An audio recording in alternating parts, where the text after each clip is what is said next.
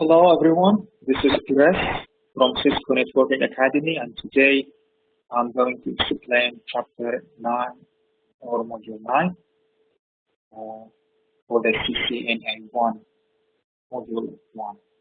So this Module 9 actually is about address resolution. It's one of the also very important chapters, and also a little bit short chapter. I will show you some of the main characteristics for this chapter.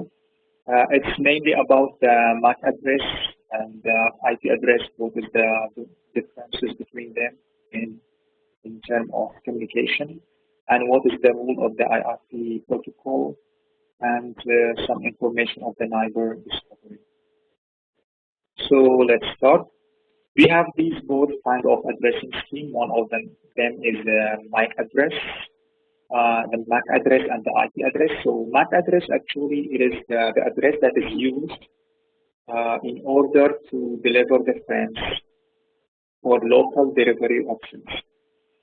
Yes, and the MAC address belong to the layer 2 of the OSI model, and it's sometimes it's named as physical address because it is unchangeable. Each device has its own unique MAC address. Regarding the IP address, it's called sometimes the logical address, and also it works in the third layer of the OSI model, belong to the network layer. And we can change the IP address of the device, so we can have like IP address for one device in one place. When you change your place, when you travel to another city, to another country, maybe you will have different IP address. This is normal. So let's continue with this chapter. So as we have said that layer 2 physical address, this is the MAC address and used for NIC to NIC communication, which is the same Ethernet network, the same network. It doesn't go beyond one network. It doesn't pass the routers. While the IP address, which is the layer 3 or logical address, is used to send packets from source to destination whenever it's located, maybe in the local network or maybe to the remote network. So we can see here that we have layer 2 addresses that are used to deliver frames, and also we have the IP address that also should be available in order to make this communication done. So both MAC address and IP address, they should be available. We see here this, for example, PC1 sent to PC2. We have the IP address, source, and destination. This is source and destination. And we have the MAC address also, the source and the destination. Here's the very main notes or the very important things that you have to consider. The destination on a remote network.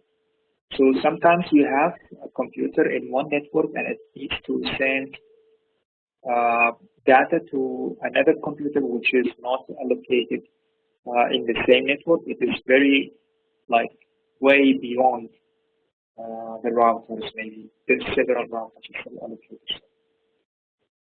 So when the destination IP address, the destination means the receiver, is on a remote network, remote it means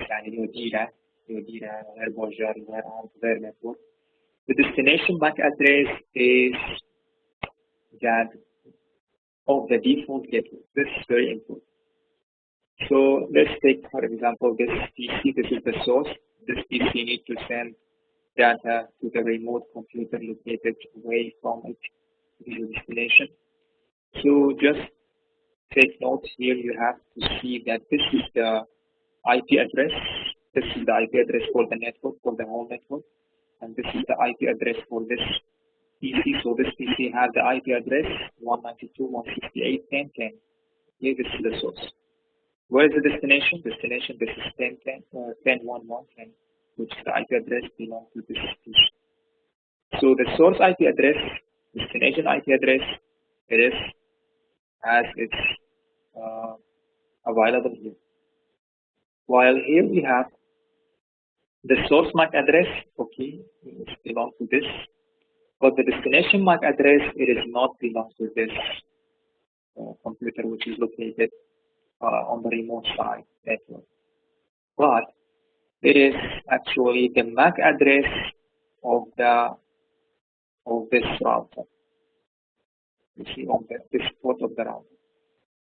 So when the computer sends, when the IP is located for the PC which is away from the network, the destination IP address is the same of the remote computer, but the destination MAC address is the MAC address of the port of the router.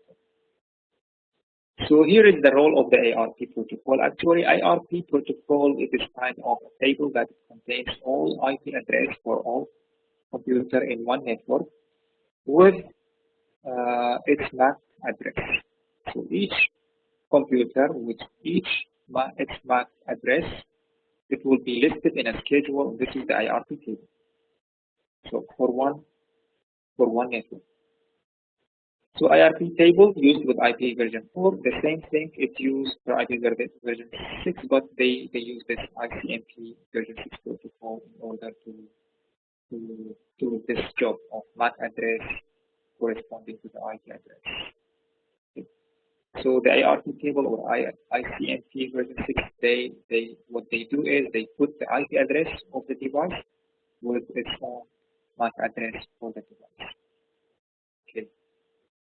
And then when it sees that the MAC address is not available here, means the IP address belongs to another computer which is outside the network. So simply the switch will just forward this data to the router according to the MAC address. It says this is your job because the router is responsible for delivery between networks. Okay, so the router then will have another source and destination MAC address. Another router then will have another source and destination MAC address until it reaches to the final destination, which is this intended piece.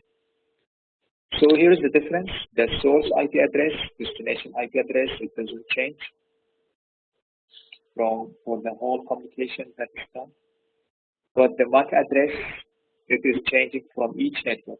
So when you travel from one network to another network, each network will have different source and MAC address and destination MAC address. This is very important just to consider. There is a lot of particulars that identify the MAC address and IP address. We will do it at the end of the session. I'll show you how to see the MAC address of the computer and how you will show the IRP table then.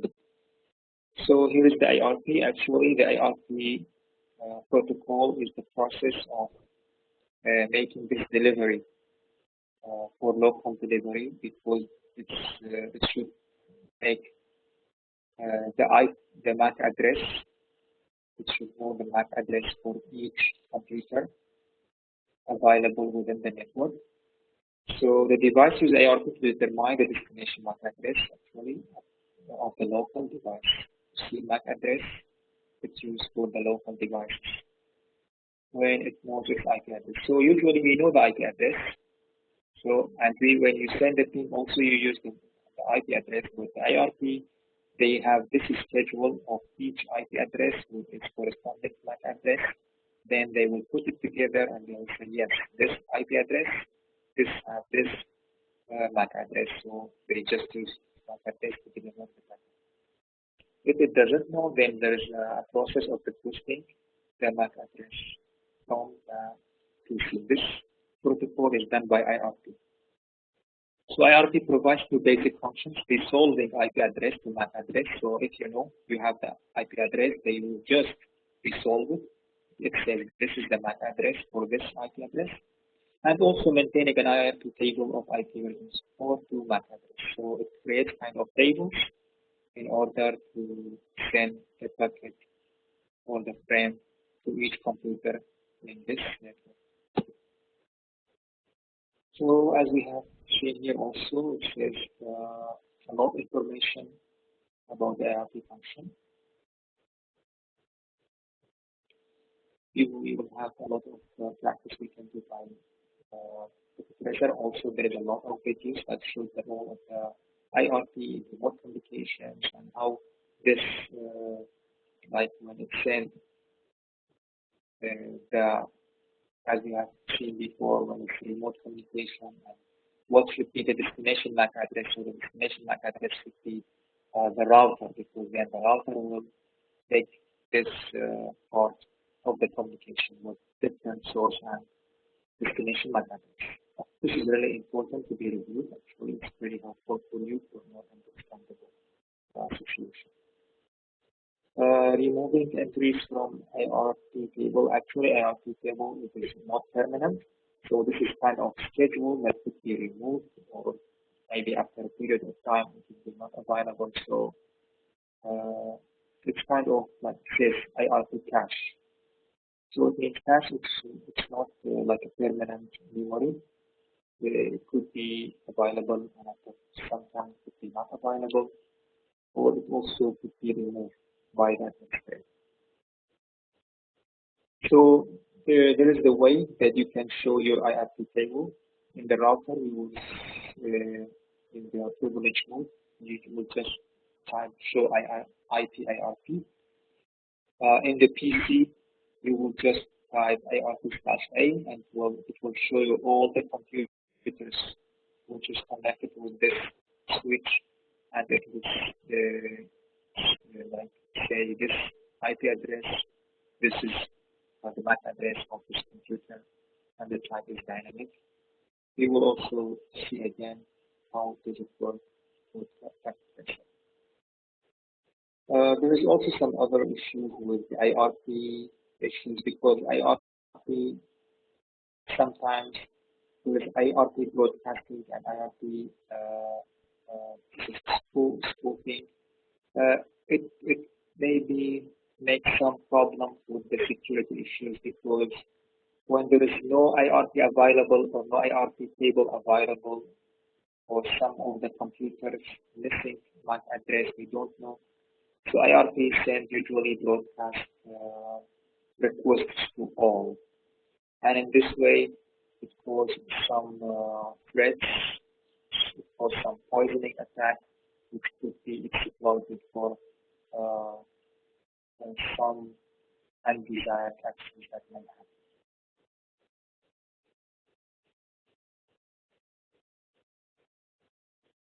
happen. We will show you also how it works with packet pressure. Now there is another subject here. It says the IP version 6 neighbor discovery. Okay, this is also the same case. How you can discover the devices each other, how they can do this. Actually, there is a kind of protocol, which is the ICMP version 6. This is for related to the IP version 6 situation. There is the neighbor solicitations and neighbor advertisement messaging in order for the device to get to know each other. So this is neighbor discovery. Actually, it is also the same thing that has been done before with the IP version 4, but it is some differences here. There is also like address resolution, router discovery, redirection services. So ICMP version 6 includes this NS, neighbor solicitations, in order to make this messages to be available from device to device.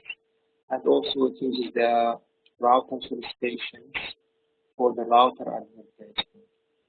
So messages used between device and routers. So each one of this, they have its own operators and characteristics to do with different devices. And this is actually used with the situation if we use the IP version 6. Yes, and this is the way how it works.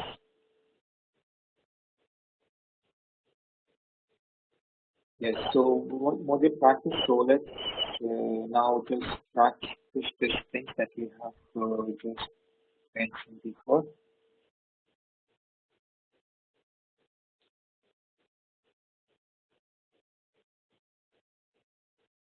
Okay, so we have this network. This is one network, only with a switch, and it does not have a router because it's only shows the role of the IRP, which is actually only available for the local delivery. We can see here. So, for example, this computer, we go to the command prompt. I have done this situation also in chapter 7, but we can also make it again. So we have IP address. If you just make this, type this command, and you simply can review the IP address. This is the IP address. This is the subnet mask. There is no default gateway because there is no any router. We don't have any other network connected. If you have another network connected, you want to send messages to that network, then you have to set the default network. Okay, and if you just type IP config /all, then it will show you then the physical address beside the IP physical address. So this is the physical address, which is the MAC address. If you want to see the MAC address table, you will just type ARP/A.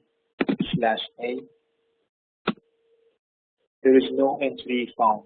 There is still no IRP table has been created because actually there is no any communication has been done between any of the computers. So this computer, it has this IP address 11. Maybe I can send a simple thing to another computer located in this network. 192.168.2. Okay, so this is the communication that has been done successfully with another computer in this network. So let's review the MAC address table again. ARP/A. You see now one of the PC IP address has been added to this table with its corresponding physical address.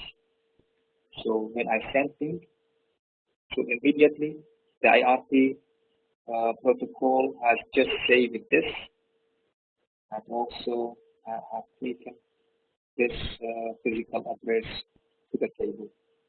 Okay. So now how many computers we are connected? Actually we have 4 computers here, as you can see.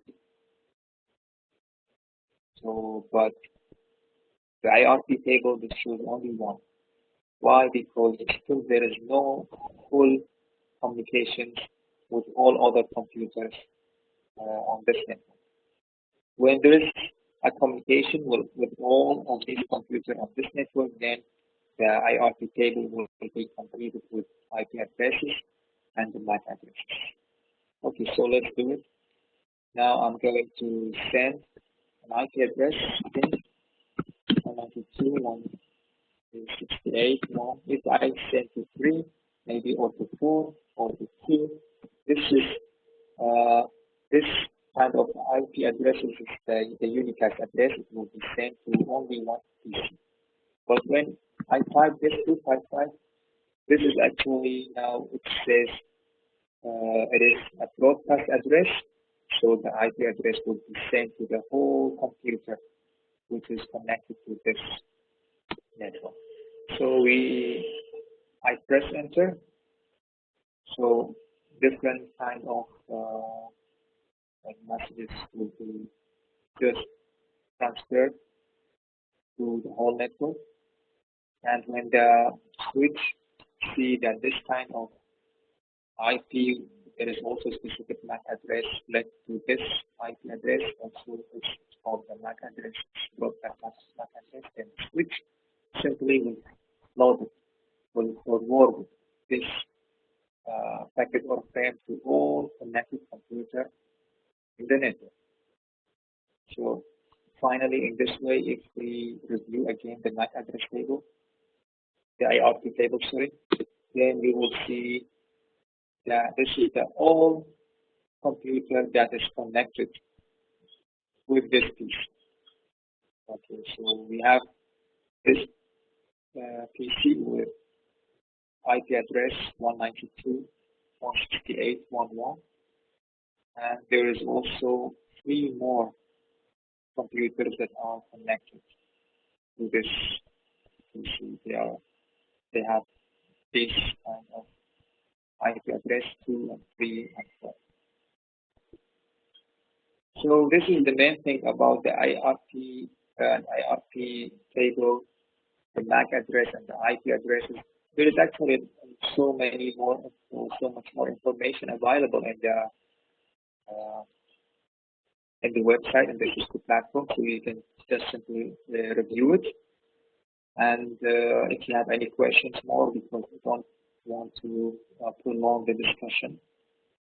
But still, if you have any other question related to this chapter, please you can simply contact us at any time. Thank you so much for your attention, and goodbye.